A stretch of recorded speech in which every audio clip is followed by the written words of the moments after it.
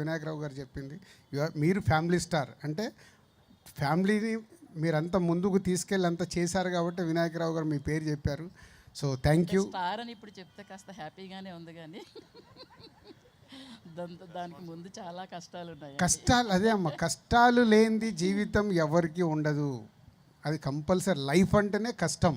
కష్టం లేకుండా 100% జరగదు. సభాముఖంగా మిమ్మల్ని కోరినా మరి చెప్పండి అమ్మా. ఇప్పుడు ఫ్యామిలీ స్టార్ అని చెప్పి మా తల్లిదండ్రులు మాకు మంచి జన్మనిచ్చారు.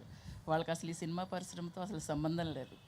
ఇప్పుడు చెప్పాలి అంటే ఆయన నాకు స్టారు, నేను ఆయనకి స్టారు. మేమిద్దరం స్టార్లుగానే పిల్లల్ని ఇప్పటి వరకు తీసుకొచ్చాము. మా ఇంట్లో ఇంకో స్టార్ ఉన్నాడండి, మా బాబు శ్రీహర్ష. తను ఇప్పుడు యాక్టింగ్లోకి వచ్చాడు.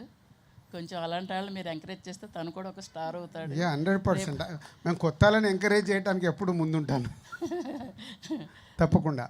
అట్లాగేనండి. Thank you. మా వారు చెప్తారు వివరాలు మా బాబువి. థ్యాంక్ యూ సో మచ్ అవకాశం ఇచ్చినందుకు. థ్యాంక్ యూ అండి. ఇంకో కోరమంటారా? చెప్పండి అమ్మా. మీరు కోరుతూనే ఉంటాను, నేను పాస్ చేస్తూనే ఉంటాను. మీ గుడి చూడలేదండి మేము. వెంకటేశ్వర స్వామి గుడి కట్టించారంట. ఇప్పుడు మా ఫ్రెండ్స్ అంతా కూడా అదే అంటున్నారు. మేము చూడలేదని వాళ్ళందరి తరపున నేనే అడిగాను. మీరందరూ ఓకే అనుకుంటే ఒక డేట్ ఇప్పుడే చెప్తాను.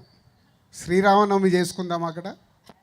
శ్రీరామనవమి April 17 వచ్చే వాళ్ళందరూ, ఎందుకంటే అకేషన్ మీరందరికీ పార్టిసిపేషన్ చేయడానికి బాగుంటుంది.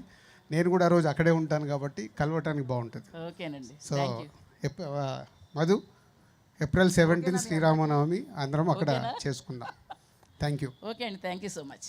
రమేష్.